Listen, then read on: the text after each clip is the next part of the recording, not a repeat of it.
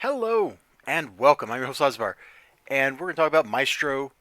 Well, let's get the title up here. Maestro War Impacts number 3, which is like actually makes it like Maestro number 8. But hey, let's restart miniseries and stuff whenever we feel like it, because those number 1 sales bumps, right? This is probably the best issue of these two miniseries since like issue 1 of the first Maestro miniseries. And I'll let you in on a secret why. The good guys actually win a little bit. I know you're like, what? But it's true. You know, issue 1 and 2 of this miniseries were just kind of like, yeah. But we open up here to the good guys rolling in. They got Maestro captured, and now they're going to go do something stupid, and they're going to like mind control him. And I can't really show you most of that page, but you can kind of get the gist of how she convinces Paris to help the Pantheon out and get inside of Maestro's head and Maestronize him. And he does. He gets in there. There's some talking, and Maestro breaks out.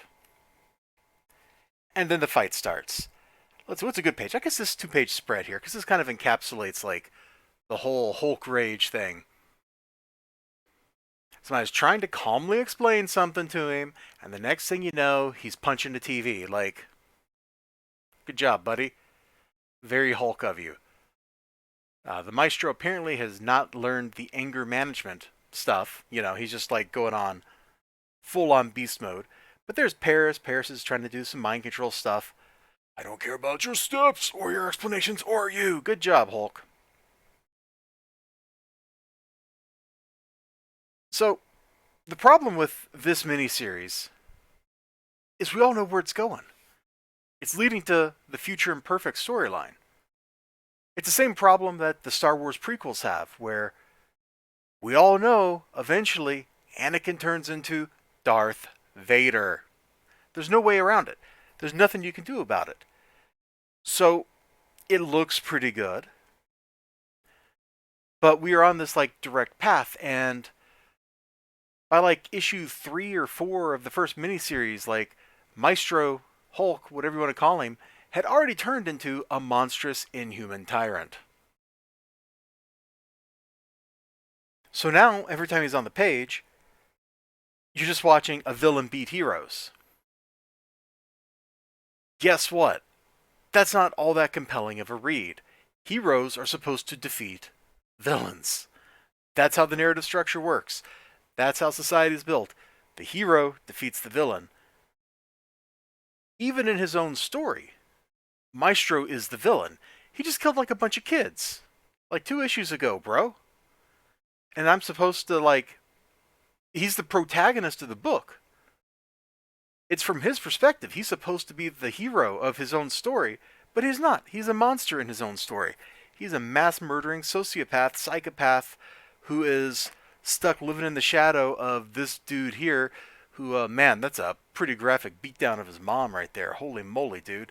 Like, okay, I actually, like, am with him on, like, getting this dang mad right here, because, like, if that had happened to me, and, like, I'm being reminded of it by some dweeb here that's a blondie, and he's a dork, like, I'd probably get this mad, too. So while the comic looks good, I mean, that's a great panel right there, a lot of the time you're just stuck reading about a bad guy being bad. And he's not even like the gloriously fun kind of bad guy, you know, because there's some bad guys that are out there who just kind of revel in their badness, and it's actually kind of fun to watch them do that. But he has everything, and he's essentially still like a miserable dude. And it carries over like through the whole series so far. That's why I haven't done a lot of reviews of these, because I think I skipped like issues 1 and 2 doing a review of them. The good news is we get a cool fight, and the heroes kind of sort of make a little bit of progress. Now, ultimately, of course, we know issue 4 or 5, somewhere by the end of this, the Maestro will be back. You know, the big guy is going to be back in action. we're going to be back on track for Future Imperfect, and this little minor speed bump in War and Pax ain't going to have any like lasting effect because we know the ending of the story. But I will say that this has not been as disappointing as some of the other issues. It was actually almost kind of fun, which compared to like last issue, man, I think I don't know, I'm pretty sure I didn't do a review of the last issue because I just kind of went. This is how I read it. I was like, yep. Okay, I'm done. Like it was 30 seconds and I was out of that book because there was just nothing I cared about.